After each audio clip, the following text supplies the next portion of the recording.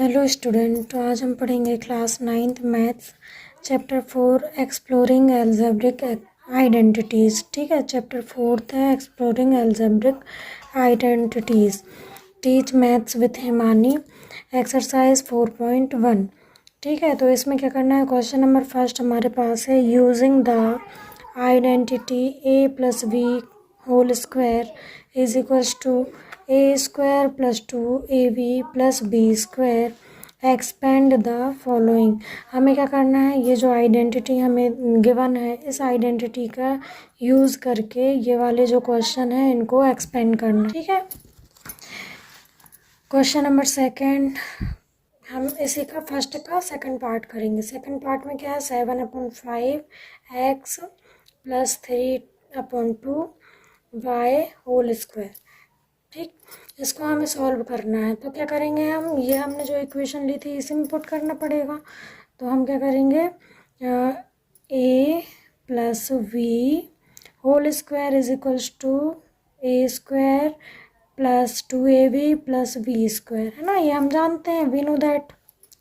यहाँ पे लिख भी सकते हैं वी नो दैट, हम जानते हैं ये होता है। तो ए से अब हम क्या करेंगे, ये वाले नंबर को मतलब इस इक्वेशन को कंपेयर करेंगे। तो A plus V bracket power 2, A plus V power 2, ये सेम इसी के जैसा है ना, इसलिए ए की जगह हम क्या लिख सकते हैं, 7/5x। ठीक है, और b इज इक्वल्स टू क्या नोट कर सकते हैं हम, 3/2y, है ना। तो ये हमने यहाँ पे नोट डाउन कर लिया। अब क्या करेंगे, ये दोनों वैल्यूज़ को इस इक्वेशन में पुट करेंगे। तो इसको हमने फिर से नाम दिया इक्वेशन नंबर फर्स्ट। अब क्या करेंगे हम, ये हमें गिवन है ना, वी नो दैट, या फिर यहाँ पे हम गिवन भी लिख सकते हैं। अब क्या आएगा, a is equal to 7/5x। इसमें हम क्या करेंगे, ये वाली वैल्यूज़ को पुट करेंगे। तो हम क्या लिखेंगे, put values a and v in equation number 1। ठीक है, 1 में हम क्या करेंगे, वैल्यूज़ को पुट करेंगे। तो a की वैल्यू क्या है हमारे पास, 7/5x प्लस v की वैल्यू क्या है, 3/2y। अब ब्रैकेट है तो ब्रैकेट लगा दिया, पावर कितनी थी 2, तो 2 आ गई। अब a की जगह क्या रखना है हमें, 7/5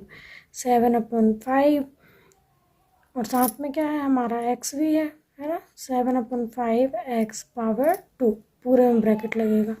फिर प्लस 2, a की वैल्यू क्या है, 7/5x, v की वैल्यू क्या है, 3/2y,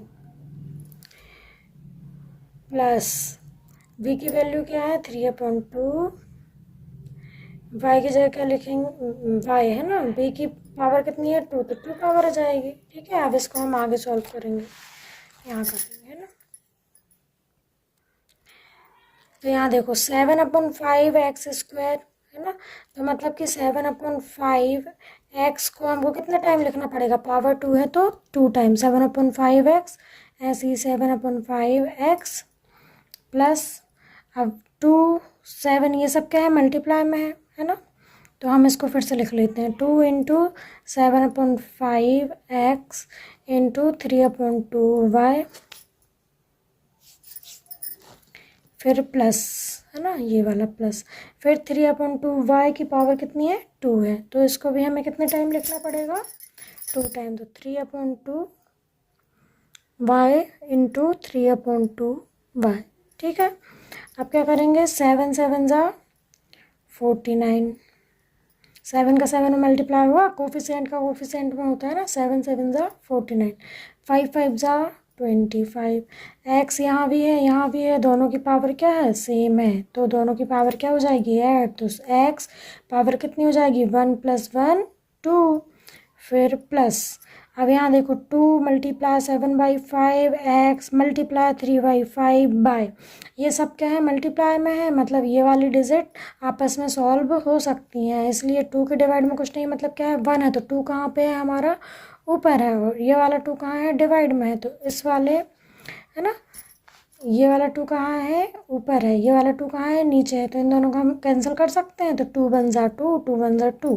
ठीक है, अब कुछ और कैंसिल हो रहा है क्या, नहीं हो रहा। अब हम इसको क्या करेंगे, सॉल्व करेंगे। तो 1 7 ज़ा 1 7 जा 7, 7 3 जा 21, 1 5 जा 5, 5 1 जा 5, है ना, यहाँ 1 आएगा ना, 5 1 जा 5। ये x है और y है, दोनों क्या है, वेरिएबल डिफरेंट है, इसलिए हम इन दोनों को मल्टीप्लाई करके लिखेंगे x इंटू वाई।